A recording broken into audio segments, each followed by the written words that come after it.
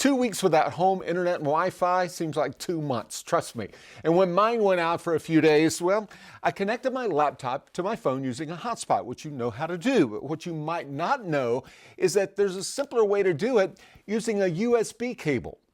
The thing about connecting your phone's Wi-Fi hotspot is that speeds aren't quite fast enough, and the phone's battery drains faster because it's constantly broadcasting a Wi-Fi signal. So I switched to something else, a simple certified USB cable. Here's how. On your computer, turn off Wi-Fi so it doesn't try connecting to your phone that way. And when you connect the phone and computer, it will make the connection using your phone's cellular plan. If you're using an Android phone, plug it into your laptop, go to Settings, Network and Internet, and turn on USB tethering. That's it. No Wi-Fi network to search for, no password to type in. And there are other benefits. It's noticeably faster than public Wi-Fi. This Starbucks public Wi-Fi is just 11 megabytes per second. Using USB and my phone, it's over 173.